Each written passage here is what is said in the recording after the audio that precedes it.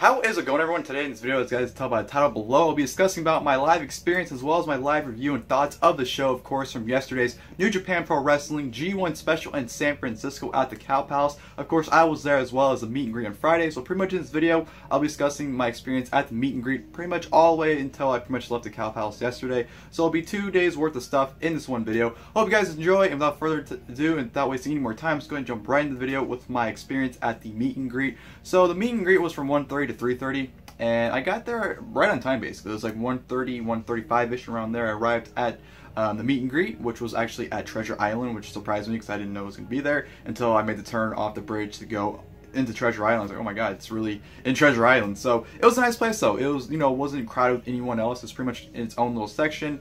The setup was nice. I like the way they were able to do it, each thing with each, individual area with each wrestler, the way they're able to get the tickets out. I decided it was very well organized on New Japan's part for this meet and greet overall. So, yeah, I got there pretty much right in time, went to the booth to get my tickets because they had to hand you these little, people like give business cards, like little things like that, to give to the person before you meet, whoever you're meeting. So I had to go there, which is kind of a pain in the ass because I had the tickets, printed out, and they had to do the barcode scan, but it was so windy the papers kept blowing over, so they couldn't scan, so that was kind of an annoyance right there. But it didn't take too much time, and right away I jumped to some random line. I didn't know what line I jumped into because I just wanted to jump to a line, and of course the one line I picked was Kenny Omega's line, which I was like, oh, what are the odds I picked his line, which I'm very happy he was the first person I picked because his line was the only line that was constantly long, because he's the only person I sold on the meet and greet.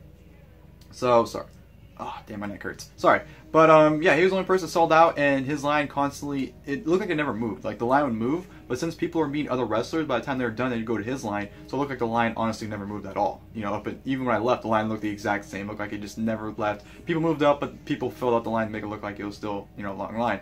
But it honestly didn't take very long for me to meet him. It only took about probably 10 to 15 minutes in line. It wasn't a very long process at all. I was getting to the front. My good friend Paul, Mr. JB, Paul JB44, used to be on YouTube. I forgot what his Twitter handle is now, but I'll probably put it somewhere. So go follow him.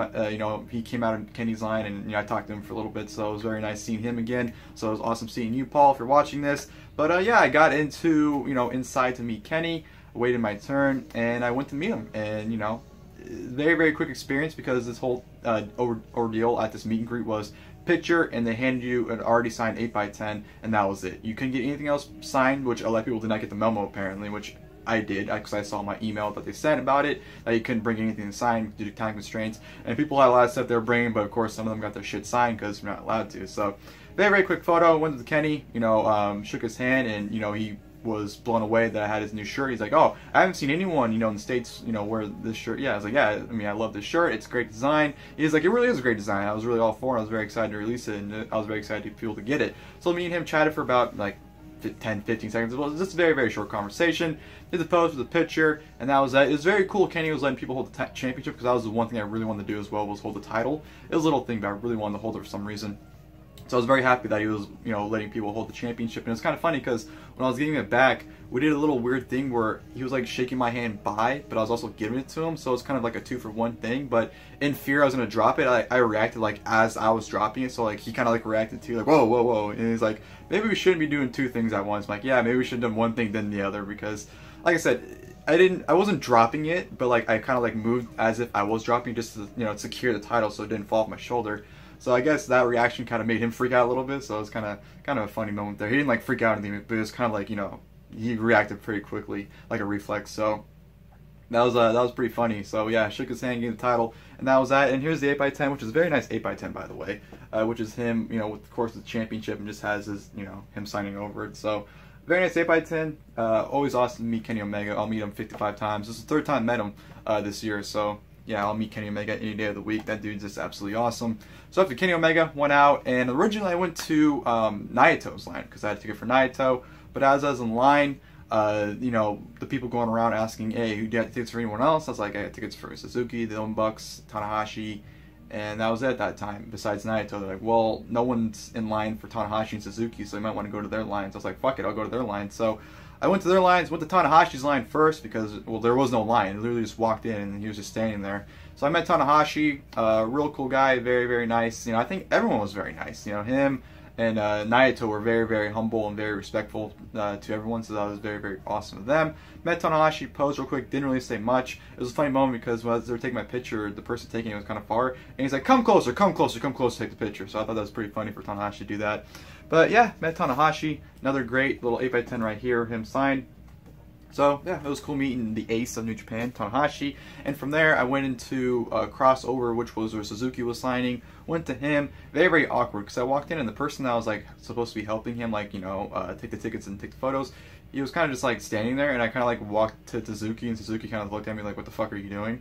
And then like I think it clicked in his head like, oh yeah, okay, he wants a picture. So we took a very awkward picture because you know, like everyone else, they're kind of like, you know, standing up to each other, but Suzuki kind of like didn't want anything to do with me. It was kind of funny. It was kind of funny how it worked out. But met Suzuki, very, very, you know, thank you, you know, nice to meet you, thank you, bye.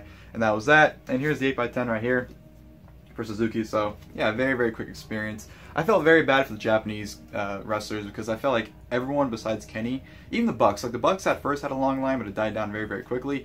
I felt like everyone really didn't have a line. Even like they're going around because Kenny's line was full, so they wanted people to get in the other lines first to get, you know, them done, I guess.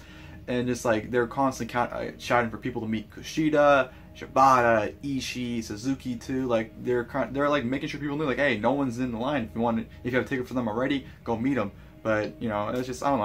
I felt bad the fact that they didn't really have anyone there to much of a line, I should say, besides Kenny. So that's, I don't know. I thought that was kind of sad. But after them, after him, I should say, Suzuki, I went straight to the Young Bucks line because I had a ticket to meet them. So met the Young Bucks. Once again, they complimented me on my shirt. They're like, "Oh, we love that shirt." I'm like, "I know, it's a great shirt. That's why I bought it. I brought it right away." And it is a great shirt to change the world. Can I make a new one? That's an awesome shirt. I absolutely love that design and everything. So very, very quick with the Young Bucks as well. Just handshake, hello, great to meet you. They told me to have fun tomorrow night, and got the 8x10. So very, very quick experience. Third time meeting the Young Bucks as well. Met them twice at PWG, and this is another time right here. So very, very happy. You know, the Young Bucks, Kenny Omega, and guys like them, Daniel Bryan, and whatnot, those are guys that I'll meet 55,000 times. You know, I don't care. I'll always pay to meet them because they're such humble and great people that I have no problem, you know, always putting money in their pockets. So met the Young Bucks, and of course I got into the final line, which was for Naito. Met Naito. Here's the 8x10 right here. I love how it says Tranquilo and Los on there. Thought that was a really cool touch. Met him, very, very quick. He, like again, you know, like I said, he was very, very kind and humble. He was shaking everybody's hand. He was very, very thankful. He had the Los hat. He had the whole gimmick and the suit and everything. I thought that was great. So yeah, Naito, met him, very, very quick and simple, and then I was on my way out. And I did that all in an hour. I think it was like 2:30 around there by the time I left. So it was a very, very quick process, which, you know, I know they're trying to get things done by 3:30, which, you know, the fact that they're getting through things so quickly, you know, I wish they kind of let people get their own things signed, so that way, you know, they could have prolonged the experience, and then you could have gotten your own personal thing signed. I just feel like the picture, here's your photo, and that's it. It was just very, very quick, and I understand they want to get go through things quickly, but I don't think they're expecting the things to go that quickly, because by the time I was pretty much leaving, Omega was the only person really with the line at that point. Everyone else was almost done. So I don't know. I wish they could have let personal things get signed. I think that would have prolonged things and it would have been for a better experience. But I still had a hell of a time. Like I said, they'll knock out 5 people in an hour, which is, you know, impossible to do at an access signing. So definitely worth the money I paid, and it was great meeting them. So I really enjoyed the experience. Like I said, very humble people, and I'll meet them again, you know, anytime I could. So yeah, had a hell of a time at the meet and greet. After that, I did some shopping. I actually went to FYE because I don't have an FYE near me, and an FYE was on the way back home. So I was like, let me stop by there, and I got some few things. I got some, you guys, I don't know if you guys see them, but I have the Sting and Lex Luger pop. I have the new FYE New Day pop. I got that, I don't know if you guys see it. It's a translucent Pickle Rick pop. And I got the Shinsuke Nakamura candy bar. Got the candy bar, Shinsuke Nakamura candy bar, which this one tastes like shit. I won't, you know, sugarcoat it. It's coffee chocolate, but it tastes just like pure dark chocolate, which I'm not a huge fan of dark chocolate. I can take a bite out of it and be fine, but a whole candy bar, I cannot eat the whole thing. So that tastes like shit. But I mainly got it just because it's Nakamura. So going to FYE was crazy, just because of just haven't been there in over 10 years. The one that was by me closed 10 years ago about. So it was awesome going to an FYE again, and hopefully I can go to another one soon. You know, the closest one to me is like an hour away, but this one was on the way back home, like I said, from San Francisco. So I was like, let me go stop by it, shop around, and I did. So that was pretty much my day. Then after that, I pretty much went home, and that was pretty much my Friday. So meet and greet was very successful. Going to the mall and going to, you know, FYE was very successful as well. So very successful Friday. And then of course we go into Saturday, which of course was the show itself. And then it didn't start so successful. So San Francisco for me is about hour and a half to 2 hours, anywhere from between there. It varies. So I left my house at 1 o'clock. The show starts at 5. Doors open at 3:30. I'm like, I'll be fine. And I did the whole thing because I knew it's Saturday. It's San Francisco. There'll be traffic. I anticipated all that. I put in the map. I even looked up, with the current traffic and in traffic, with the next hour, how long it will take. It said the very latest I would get there at like 3:37. So I was like, you know what? I'm leaving at 1. 3:37. That's a fine time. That's good. Long story short, I don't get there in time. I'm not even in the building by the time the show starts. So, just the whole San Francisco traffic, and I'm not blaming anyone. It was just traffic, and it's no one's fault. But just the tolls were so annoying because you had these asshole bikers who are lane splitting on the right, which I'm pretty sure on the goddamn. It wasn't even the road. It was, what the fuck's it called? Not the medium, but the fuck. My mind's going blank right now. Like the side of the road you can't drive on. My mind's totally going blank right now. What it's called? My mind's just obliviated right now. I don't know what the fuck it's called. But they're driving on the right side, which I'm pretty sure it's when you lane split, you're supposed to go on the left side. So I don't think it's legal to lane split on the right. But asshole bikers are doing that. Of course, doing it to get all the way to the front so they can get through the toll first. It's like, fuck you. Then, of course, I have those idiot drivers who, they see a shorter line 15 lanes over, so they want to cut through. But of course, they cut through all the cars, and they can't go anywhere, so they stop. So everyone has to wait for this asshole to get through. It's just a whole clusterfuck, and that's pretty much what it was. All the way to the Cow Palace, through the toll, all the way to Daly City. And then what even is more of a clusterfuck was the fact that where the Cow Palace is at, it's a left-hand turn to get into where the parking's at, but there's a light there. Literally every fucking light that turned left to go into the building lasted like fucking 5 seconds, and it was red for like fucking 4 minutes. It was so, and there's like 3 cops sitting right there, which to me, when events like this happen, they should always have people guiding traffic. They shouldn't let lights do it. They should have people guiding it. So the fact that the cops, and I'm not expecting New Japan, they're not WWE. I'm not expecting them to get top security to, help people get in the building. I wasn't expecting that, but at the same time, it's kind of like, come on, like, this is just ridiculous. Obviously everyone's trying to get in, and it was just a huge clusterfuck. The light, probably took 20 minutes for us to fucking get through the light. And of course, when we get through the light, for some fucking reason, there's a charter bus in front of us, and this fucker is not even going to the event. So know what he has to do? Because there's 4 ways to get in, he has to fucking do a huge ass U-turn and get his way out. And know what the fuck happens because of that? Because of all this fucking length it takes for the charter bus to get through, they have to have everyone stopped. No one else is getting through because they have to wait for this motherfucker to get around. So this dumbass charter bus takes a fucking hour to fucking do a U-turn, drives onto the sidewalk because he doesn't know what the fuck he's doing, and drives off. So I wasted probably a good 5 to 10 minutes for this fucking idiot to do his fucking turn to get out of there. That was just so goddamn frustrating because, like, the show's, at this point, the show's already started. I just want to get in there, but this fucking charter bus is taking an hour to fucking turn. It was just a very, very frustrating process, if you can just understand my pain. So, we finally get through. We get to parking. We park at the Cow Palace. We're walking there. It's probably like 5:07 at this point, so I'm not, the show just started. I'm not really too much of a hurry, but me, I get very anxious and very just pissed off when I'm not on time for things. So at this point, I'm kind of like raging inside, but I'm kind of like trying to keep my calm at the same time. I'm like, you know what, it's fine. The first match, I honestly didn't give a shit about. It's just that worthless 10-man tag. I don't care about it, so calm down. You'll be all right. So I get into the Cow Palace, and the merch stand's right there. So I'm like, you know what, I'm already fucking late to the show. I'll be late some more. So I go wait in line, and I can hear the bell ringing, hear the match ending, and then I hear the next match starting. So I missed the first match completely. I can hear the second match, I hear Suzuki music and whatnot, I hear Ishii's music, and I hear him come out. So, second match is in progress while I'm in line. And, it was worth it in line, because the stuff they had was great. I wanted to spend my money. I didn't want to spend as much money as I did. I wanted to spend more, but I didn't, because I'm like, okay, I can't be fucking broke after this show. But I went to the merch line, and of course, I got the shit that I really wanted the most, because they sent out, a thing that showed you the stuff that they'd be selling. And the cool thing is, they gave you this cool bag, too. Well, actually, they didn't even give it to you. It was there to grab if you wanted it. So, very, very cool little bag right here. But the shirts I got 4 shirts, and they're all shirts I wanted. And of course, the first shirt I got, of course, was the event shirt itself, where it just has the G1 Special in San Francisco logo on the front. And of course, on the back, it has the date, the venue, even the street too that it's on. So, very nice shirt. If you know me, I always love getting the event shirts, so I definitely had to get this one.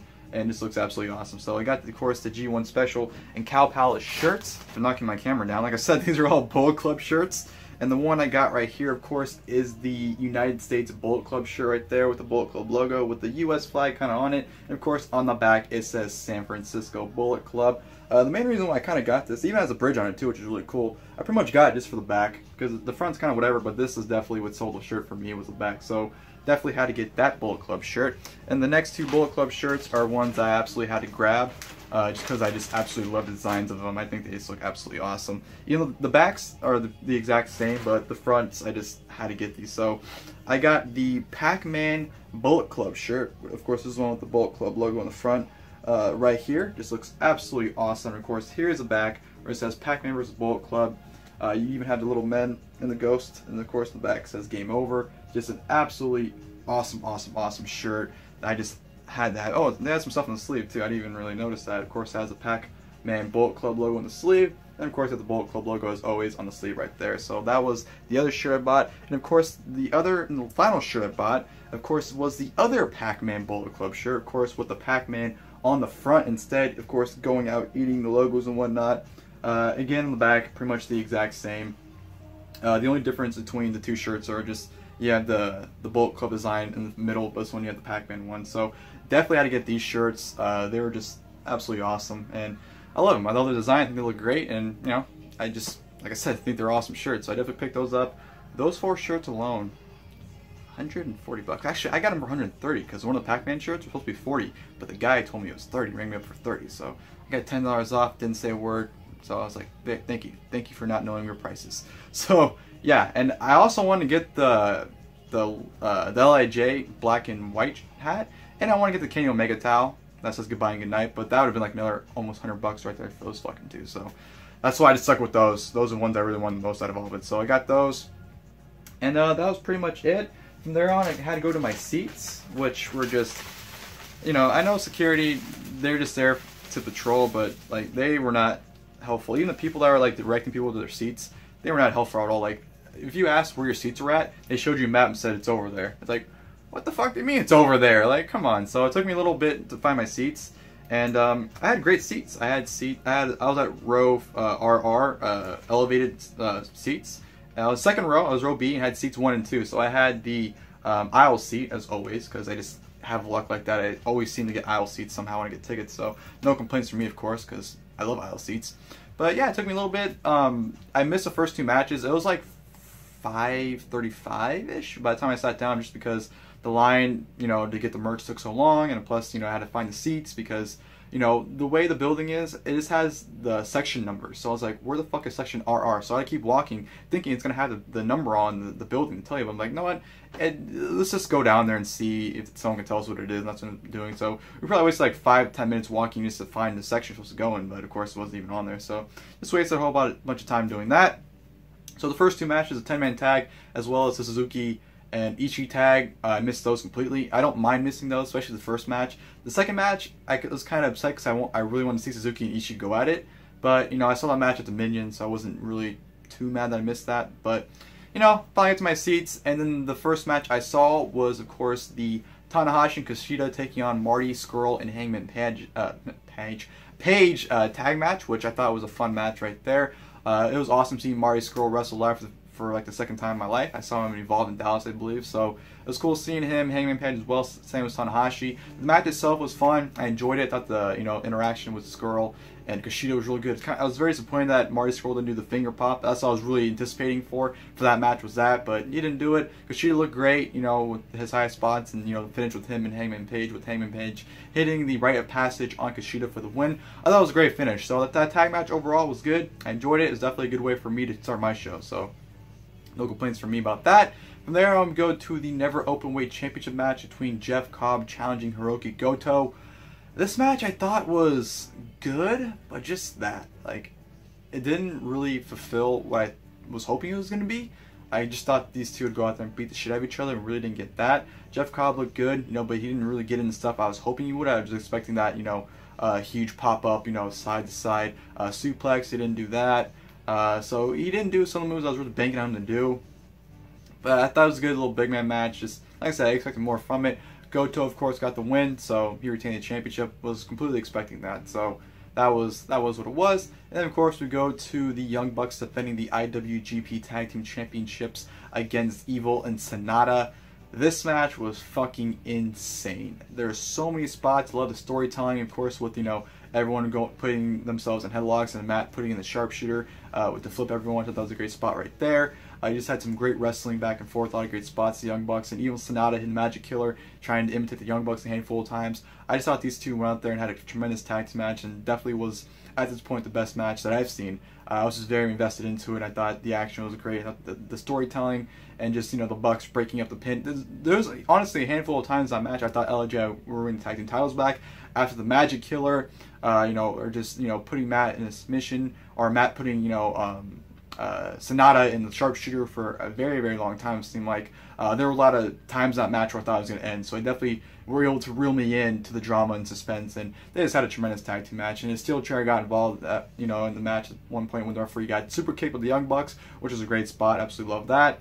And just very, very fun tag team match. Young Bucks won with the Meltzer driver onto the chair, I believe. And retained the tag team titles. Like I said, at that point, match of the night, just loved every second of it. I thought it was an awesome tag team match. And of course, from there, we had the intermission, which I was surprised by, because I really wasn't expecting them to take an intermission when the show was airing live on Access or AS or AXS or whatever the hell state channel that they're showing this show on live. So I was very surprised by the 15-minute intermission, but it went by very, very quickly. And of course, after the intermission, we had the Okada and Ospreay taking on Naito and BUSHI tag team match, which I thought was very, very good. I was really into it. I thought the Okada Naito short interaction we got in the match was real fun. Ospreay got his stuff in. BUSHI looked great. It was a very, very short match, but I thought it was very fun for what it was. Of course, Ospreay wins with the Storm's End or Stormbreaker. I forgot what it's called, but Ospreay wins with that on BUSHI for the victory. So I enjoyed it. Okada's pants was ridiculous live. Him just randomly yelling "Scooby-Dooby-Doo" after the high cross off the top rope was absolutely hilarious. So that was a fun match. Like I said, I enjoyed it. Okada's music, you know, I was kind of disappointed he came out with balloons. I was really hoping for the the money, but you know, you win some, you lose some. So that was a fun tag team match. And from there we go to just an insane match, which of course was the IWGP Junior Heavyweight Championship match between Takahashi and Dragon Lee. Right from the get-go, Dragon Lee just Hurricanrana off the apron. I'm like, okay, these two are gonna fucking kill each other. And then they go into the German suplex fest where they just keep Germaning each other left and right, and then they take these crazy ass bumps. Dragon Lee takes either Dragon Lee or Takahashi took a power bomb off the apron onto the ground, which was absolutely just sickening. They went to the barricade a few times and just absolutely were killing each other, especially the spot where Dragon Lee goes for like the Steenizer move. That's what I know it as, the Steenizer. And just dumps Takahashi on his fucking head. And just, you know, the rumor right now is that his neck is broken from it, which is very unfortunate if it is. I hope for a speedy recovery for Takahashi if his neck is broken. But just that bump was just fucking vicious, man. That really was dangerous. And I felt the need. Fucking Takahashi is able to hit a fucking reverse Hurricane after that, as well as a Canadian Destroyer, and then, you know, of course, a ticking time bomb for the finish. So Takahashi retains the championship. Just a hellacious match. These two went out there and just tore the house down at this point. Just another fantastic match, and really enjoyed that one. And speaking of fantastic matches, we go into the IWGP US Championship match, which, you know, you had Bitchblade, as people are referring to him in the crowd, or, you know, or Knife Pervert, whatever you want to call him. Jay White defending title against Juice Robinson, who was just so fucking over. Juice Robinson, you can argue honestly, is the most over person on the show. He was fucking over. And this match took me by surprise. I thought they'd have a good match. But these two, honestly, I could probably say this was my favorite match in the show. These two went out there, just beat the shit out of each other. You know, Jay White threw him to the barricade, did that suplex onto the barricade that knocked JR over, which was absolutely crazy. Barnett got involved, and Jay White was spitting on Barnett. The crowd was just so anti-Jay White, too. The crowd, this was like, the best way I can put it was like Tommaso Ciampa heat. That's what Jay White was getting. Not a single person was cheering him. He was being booed. You know, fuck you, Switchblade chants. Like I said, Bitchblade, people were calling him that. Just everyone despised Jay White in this match, and everyone was all for Juice. And it was great. The storytelling was great with the hand where he'd go to hit, and the referee's like, no, but yet it was okay for Jay White to work on the broken hand, which I was like, come on now, you can't have the guy work on the broken hand and not be okay, but he can't use it. So there was a lot of great stuff in this match, you know, a lot of great drama. Juice Robinson hit the Pulp Fiction for a nice near fall after he hit Jay White with the cast, followed by Pulp Fiction when the referee was, you know, distracted. But of course, Jay White kicked out. Jay White low blow Juice, went for Switchblade, but you know, Juice rolled him through, and 1, 2, 3 becomes a brand new IWGP US champion. Defeats the knife pervert, and everyone just loses their shit. Literally, I jumped out of my seat for the 3 count, because I was like, that's how emotionally invested they got me into this match. The video package prior to it was fucking fantastic as well for this match, so that just even added more hype for this, and just the moment of Juice winning the championship and just Jay telling the referee to give his title back. The referee's like, no, it's not your fucking title anymore. It's his now because he fucking won it. Just everything about it was just absolutely awesome. Like I said, personally, my favorite match of the show. That was definitely the one I was most invested in. The crowd was probably the most hot for in terms of just reacting. It was just an amazing match, and I really enjoyed it. Amazing moment for Juice winning the championship as well. Just awesome stuff all around. Really, really, really had a good time with that one. And then, of course, going to our main event, of course, which was the IWGP Heavyweight Championship match between Kenny Omega and Cody. Cody coming out, you know, being lifted up on his throne, so that was a great entrance. Omega comes out with the Young Bucks, and the match itself was very good. You know, it's a Cody match, so you can't really expect too much out of it. But I felt like they worked well for the most part, that they told a good story with, you know, Cody kind of just saying fuck, you know, Bullet Club, and doing whatever it takes to win the championship, you know, trying to use it against Omega at several times, you know, Brandy getting involved, and just the bumps they're taking, you know, with the ladder spot, which I don't even know why the fuck the ladder spot even happened to begin with, to be perfectly honest, with, you know, Cody hitting the superplex off the ladder, you know, to Omega. Omega giving him a double foot stomp through the table on the outside where, you know, the ring announcer sits. I thought that was a great spot. And just these two were going at it. You know, Kenny just murdering Cody with V triggers left and right to the point where Brandy has to step in to tell him, like, hey, knock this shit off. He's fucking done. And then, you know, the spot I wasn't expecting to happen, which I thought was fucking amazing, even though it didn't go through the way it's supposed to, with Kenny just throwing him on the outside, you know, that power bomb through the table on the outside, you know, out of the ring, which he hit the edge of the table, so he didn't go through the table, unfortunately, but I still thought it was an awesome spot of him just getting power bomb out of the ring to the outside. Great spot right there. Cody almost wins the championship after a crossroads, but, you know, Kenny kicks out. And then, of course, like I said, Kenny's just absolutely murdering him with V-triggers.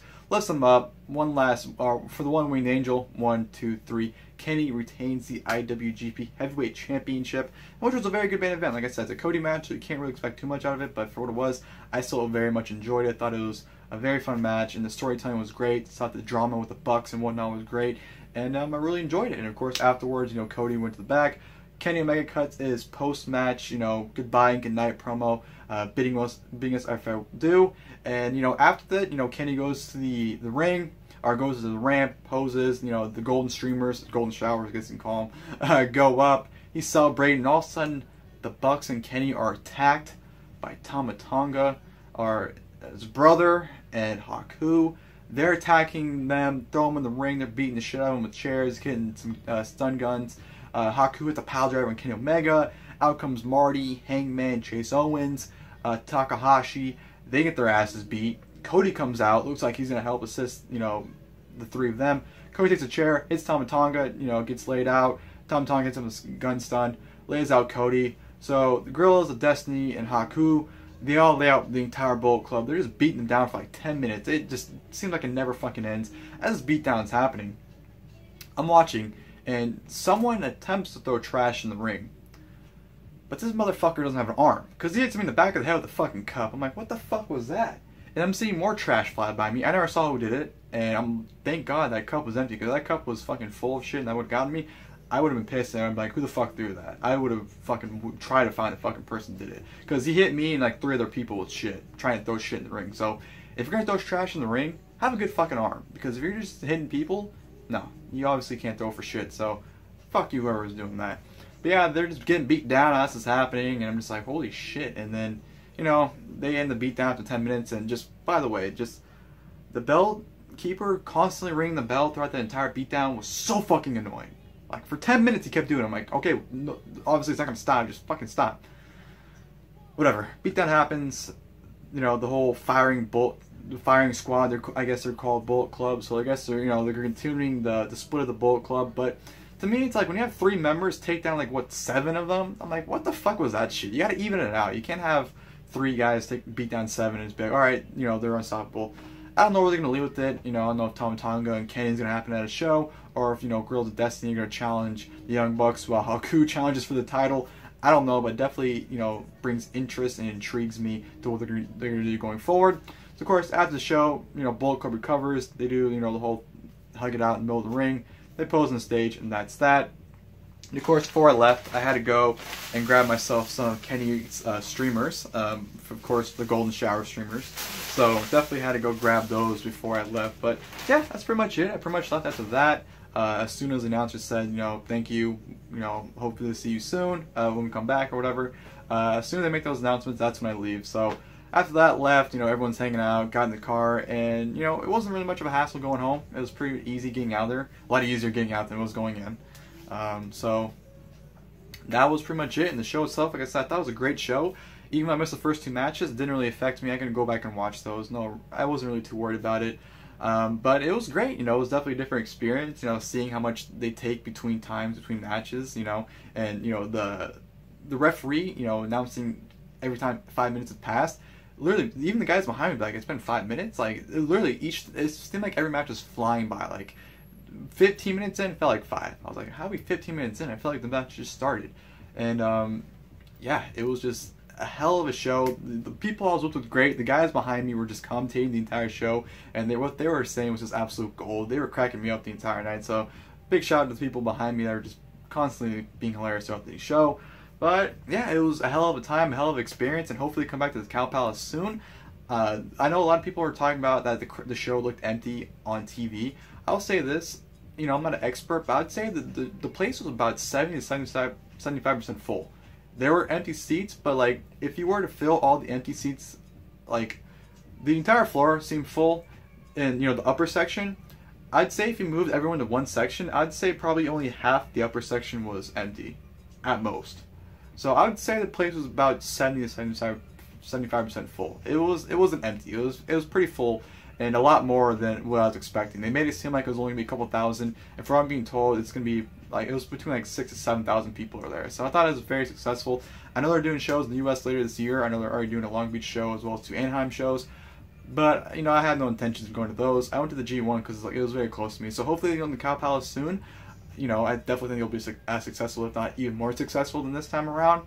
But, you know, only time will tell. You know, New Japan is only getting bigger, so I feel like next time they do come to the Cow Palace, I think they'll do a better attendance. I think they'll do even more of a grossing than they already did. So, I can't even talk. I'm so excited.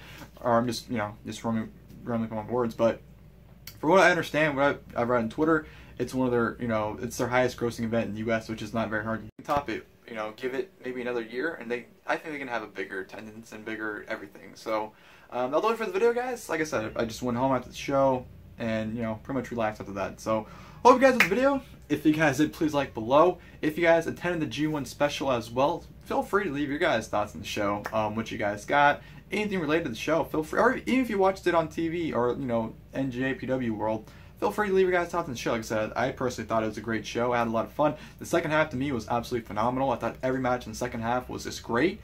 And like I said, you know, the Juice match was my match of the night. The tag title match was absolutely awesome. You know, Takahashi breaking his neck was unfortunate to see, but those two went out there and had just a hell of a match. And yeah, I thought it was an awesome show overall. Hopefully New Japan goes back soon, like I said. And yeah, I'll do it for the video, guys. Until next time, I'll see you guys later. Thank you guys for watching the video.